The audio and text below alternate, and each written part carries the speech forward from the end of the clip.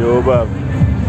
Sad ću Čikazoki malo jeger, posle pauze, mada nastavljamo, samo se završimo parti, malo Coca-Cola i onda i Čikazoki vodi u šumarak, u prirodu, gdje god idemo. Vreme je za ljubav. Veče je ko stvoreno za to, ako ne danas, sutra, traje ovo još par dana. Sad mi pričali su mi prijatelji, sad mi pričao ovaj čovjek. Naime.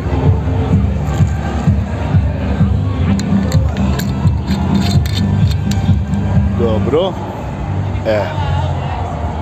Sad smo se malo zagreli.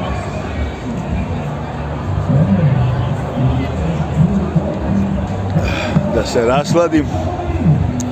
Pa skidam ovu jaknu. Pošto noće su ujutru će biti hladno, verovatno, ali... A i sad je onako sveže, ali kad se pije nije. A unutra je pa ono, pakleno. Mislim, ne volim tu reći pakleno, vruće.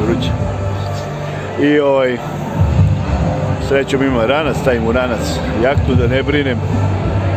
I mora da pazim da ponovo ne daj Bože ne izgubim. Mnogo sam šteti imao, ali neće kvarim ovo. Naravno, 98% nije mojom krivicom.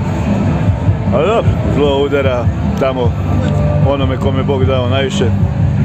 Ja sam im zlu prioritet, a još bar da ćutim, nego i radim svoj posao, nego pomažem, otkrivam.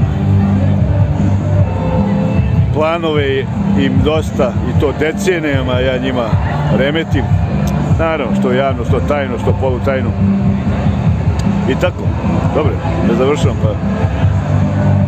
Hoću da vam kažem, čujem da je kod nas mnogo vruće, evo, prijateljica mi polazi sad tamo za Nemačku iz Srbije, kaže, ja, koliko vruće, svi kažu, ljudi moji, i ovdje je bilo mnogo, pa tek, ne malo kišica, ali baš je vrelo, pa jutro sam ja, išao da završim nešto i htio sam na kupanje poslije da idem, međutim, kiša i tako.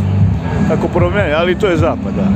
Ali prosto ne pamtim kad je ovako bilo toplo, onako. Znam jedno vrijeme kad sam bio u Bernu i kažu mi, ja sam 30 godina ovdje, kaže, nikad ovako 40, ne znam, nikad nije bilo ovako toplo. A rekao, gde sam ja, odmah se menja, odmah klima, odmah, šalimo se naravno malo.